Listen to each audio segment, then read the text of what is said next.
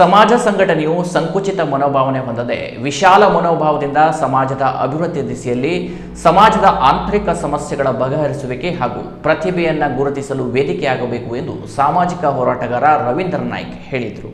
ಸಿದ್ದಾಪುರ ತಾಲೂಕಿನ ತಂಡಾಗುಂಡಿ ಗ್ರಾಮ ಪಂಚಾಯತ್ ವ್ಯಾಪ್ತಿಯ ಓಂಕಾರ ಗ್ರಾಮದಲ್ಲಿ ನಡೆದ ಶ್ರೀ ವೆಂಕಟನಾರಾಯಣ ಆರ್ಯ ಈಡಿಗ ಬಿಲ್ಲವ ಪೂಜಾರಿ ನಾಮಧಾರಿ ಸಮಾಜ ಸಂಘದ ವಾರ್ಷಿಕೋತ್ಸವ ಮತ್ತು ಪ್ರತಿಭಾ ಪುರಸ್ಕಾರ ಕಾರ್ಯಕ್ರಮವನ್ನು ಉದ್ಘಾಟಿಸಿ ಮಾತನಾಡಿದ ರವೀಂದ್ರ ನಾಯ್ಕ್ ಅವರು ಸಮಾಜದಲ್ಲಿ ವಂಚಿತರಾದ ಸದಸ್ಯರಿಗೆ ಧ್ವನಿಯಾಗಿ ಹಕ್ಕುಗಳ ರಕ್ಷಣೆ ಮತ್ತು ಸಾಮಾಜಿಕವಾಗಿ ಸಮುದಾಯ ಬಲಪಡಿಸಲು ಸಂಘಟನೆಯು ಕಾರ್ಯಪ್ರವೃತ್ತರಾಗಬೇಕು. ತಲತಲಾಂತರದಿಂದ ಸಾಂಸ್ಕೃತಿಕ ಉಳಿವಿಗಾಗಿ ಸಂಘಟನೆಯು ಶ್ರಮಿಸುತ್ತಿರುವ ಅಗತ್ಯತೆಯನ್ನ ಅವರು ತಿಳಿಸಿದರು.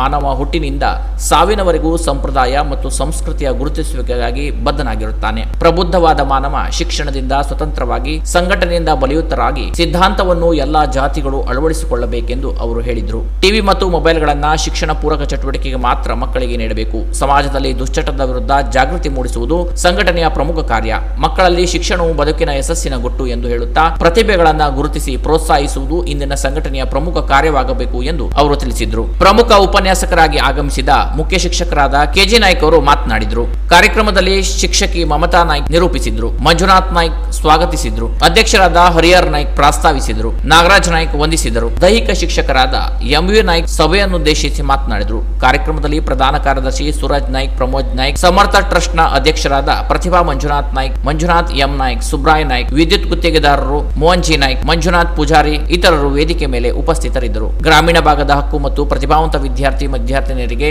ಧನ ಸಹಾಯದೊಂದಿಗೆ ಪ್ರತಿಭಾ ಪುರಸ್ಕಾರವನ್ನ ನೀಡಲಾಯಿತು. Canara plus news, Siddapura.